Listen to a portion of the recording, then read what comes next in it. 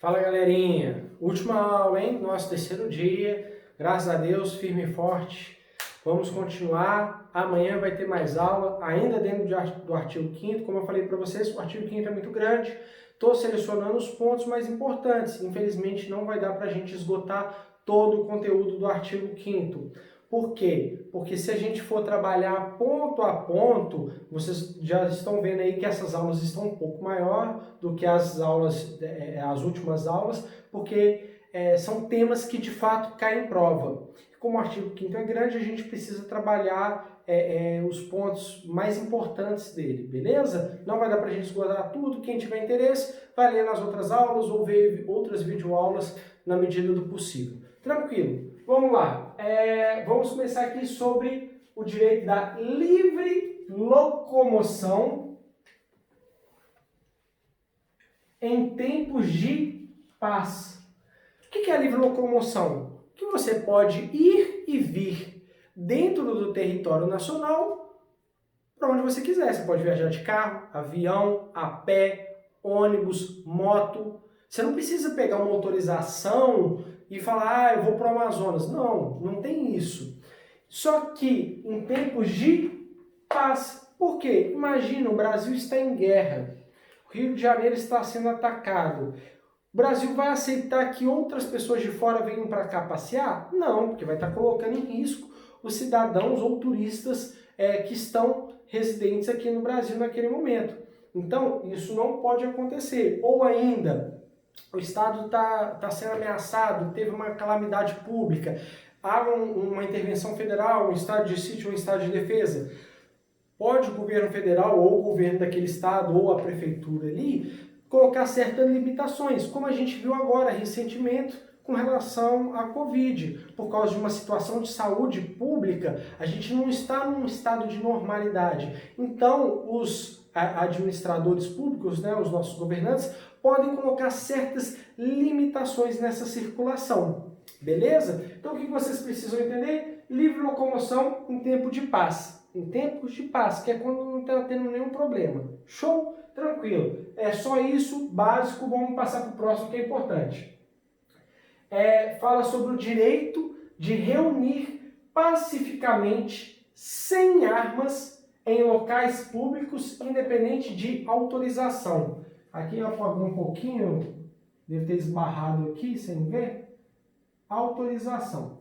O que seria isso? Você morador de um determinado bairro do Rio de Janeiro, indignado com o descaso da prefeitura na parte de saúde pública, porque não tem um posto de saúde, ou sua rua está muito esburacada, ou tem esgoto a céu aberto, faz uma manifestação, fecha a rua, leva cartaz, chama a Rede Globo, chama o SBT, faz todo um alvoroço. Você pode fazer isso? Pode. É um direito seu de se reunir. Lembra da livre manifestação, da consciência, do pensamento, vedado ao anonimato? Então você pode fazer isso. E pode reunir em um local público, em locais públicos ou abertos ao público. Porém, existem algumas exceções. Primeira delas, você pode reunir pacificamente. O que seria esse pacificamente? Sem fazer quebra-quebra, sem fazer bagunça, não é quebrar vidro de loja, quebrar carro. Aí você já não está agindo de forma pacífica. Sem armas. Por quê? Por que sem armas? Porque se é pacificamente, para que você está levando arma? Se você levar arma ali durante a manifestação, seus ânimos se exaltam, o que você vai fazer? Vai sacar a arma e vai virar uma chacina. Então, você pode reunir pacificamente sem armas. Qual que é a outra exceção e requisito que eles colocam? Você não pode também atrapalhar uma outra reunião que já estava programada. Então vamos supor, eu sou a favor do Bolsonaro e aí eu vou fazer uma manifestação pró-governo Bolsonaro aqui na Praia da Bica. Só que aí eu chego lá e vejo que está tendo já uma manifestação contra o Bolsonaro. Se eu for levar o meu grupo lá de manifestantes, vai haver um conflito. Correto?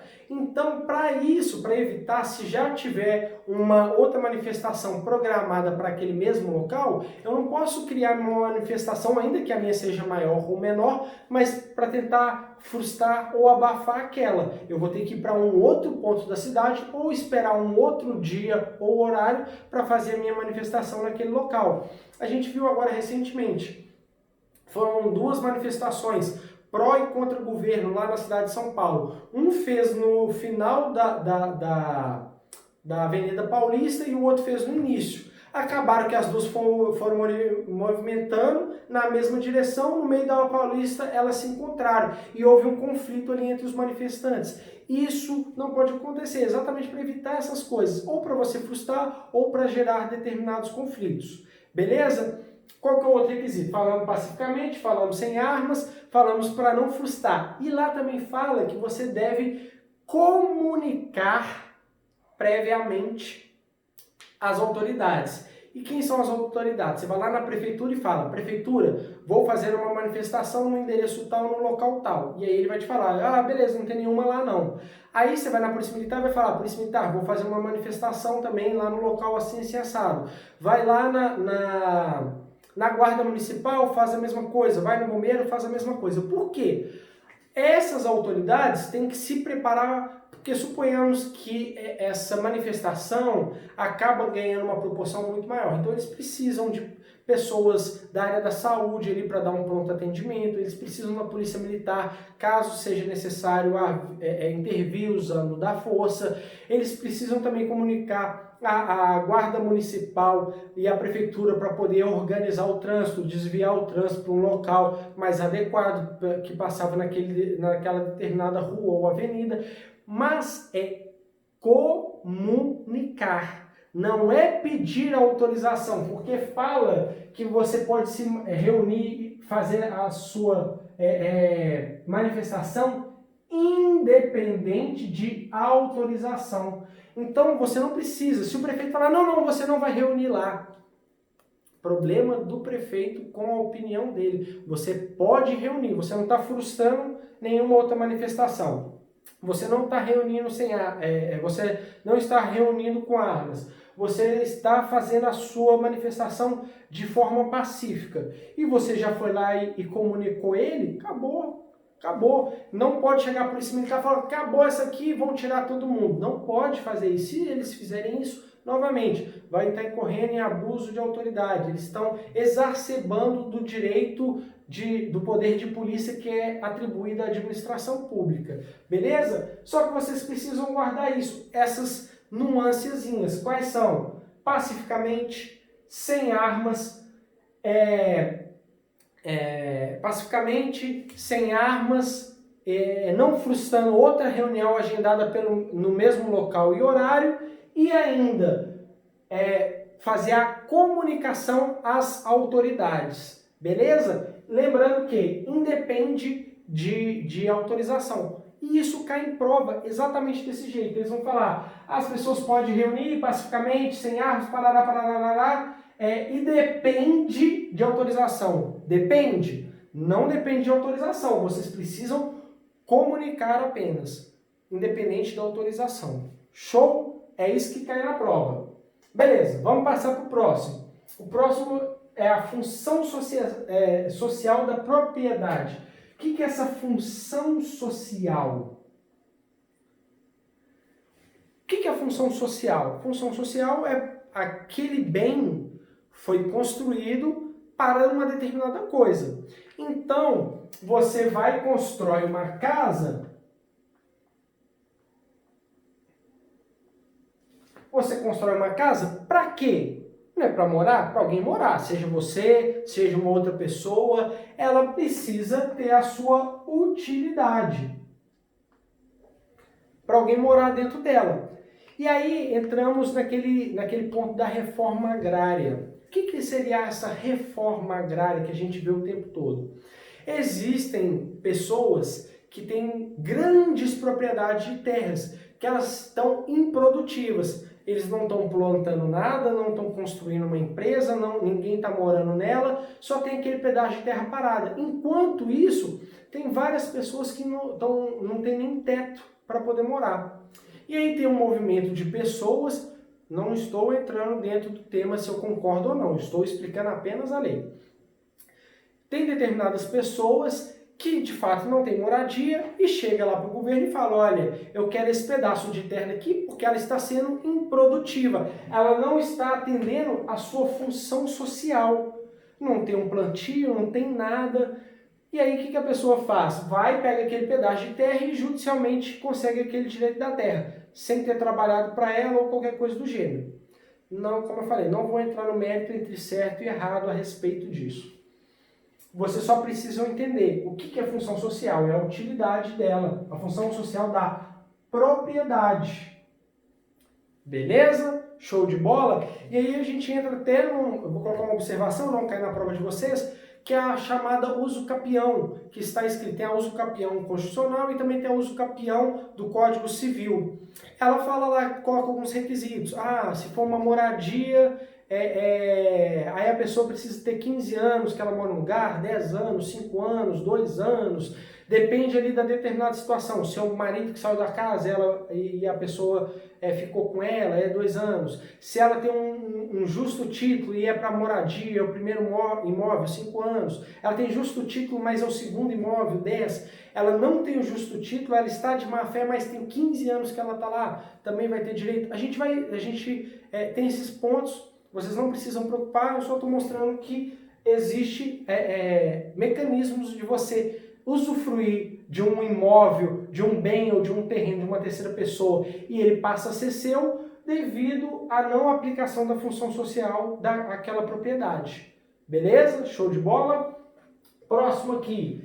E último ponto. Não haverá juízo ou tribunal de exceção. Aqui eu vou colocar uma estrelinha porque isso daqui também cai em prova, como esse daqui também cai em prova.